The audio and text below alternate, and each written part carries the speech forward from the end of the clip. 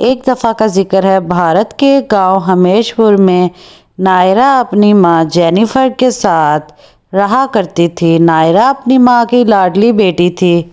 नायरा की मुलाकात एक दिन मोटू से हुई, जो कि उसके कॉलेज में पढ़ता था, और मोटू दिल ही दिल में नायरा को पसंद भी करता था। जबकि दूसरी तरफ नायरा को मोटू में बिल्कुल भी इंटरेस्ट नहीं था। चूँकि नायरा लाडो से पाली हुई थी, इसीलिए नायरा की सोच भी ज़रा ऊपर दर्जे की थी। एक दिन नायरा को अपने स्टैंडर्ड के मुताबिक एक लड़का पतलू मिल जाता है। पतलू और नायरा दोनों एक दूसरे को दिल ही दिल में पसंद करने लगते हैं। पतलू को भी नायरा में काफ़ी इंटरेस्ट होता है और उन दोनों ने सुहानी ज़िंदगी के ख्वाब देख लिए होते हैं। पतलू, अब मैं तुम्हारे बगैर नहीं रह सकता। जल्दी से वो दिन कब आएगा जब मेरी और तुम्हारी शादी होगी और हम दोनों एक साथ रहेंगे? हाँ जी, ज़रूर, वो दिन भी जल्दी आएगा। ऐसे ही धीरे धीरे समय बीत रहा होता है। पतलू की और नायरा की मोहब्बत बढ़ती जाती है, लेकिन दूसरी तरफ मोटू पतलू के घर आता है। पतलू, मैं तुमसे बहुत मोहब्बत करता हूँ और मैं तुमसे शादी करना चाहता हूँ। अरे ओ पतलू, शक्ल देखी है तुमने अपनी, और मैं तुमसे शादी करूँगी? मैं तो बिल्कुल भी तुमसे शादी नहीं करूँगी। मुझे कोई और लड़का पसंद है। मैं पतलू से मोहब्बत करती हूँ और मैं उसी से शादी करूँगी।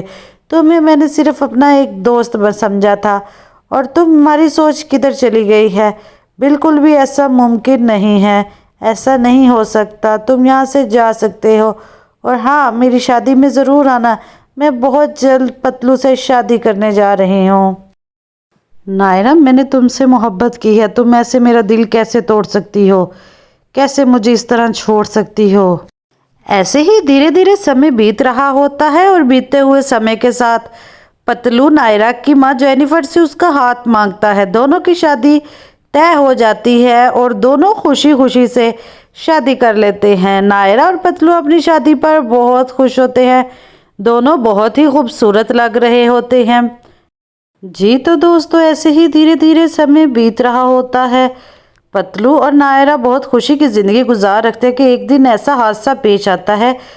पतलू अपने काम से वापसी पर उसकी गाड़ी का एक्सीडेंट होता है और वो बहुत ही बुरी हालत में आ जाता है, जिसके एवज उसकी डेथ हो जाती है। जिसकी डेथ की वजह से नायरा बहुत परेशान हो जाती है, बहुत ज़्यादा गमज़दा हो जाती है और इस सदमे को बर्दाश्त नहीं कर पाती। पतलू की डेथ हो जाने के बाद नायरा की हालत दीवानों जैसी हो जाती है। वो हर वक्त गमज़दा रहती है, पतलू की यादों में गुम रहती है, इधर उधर घूमती फिरती रहती है।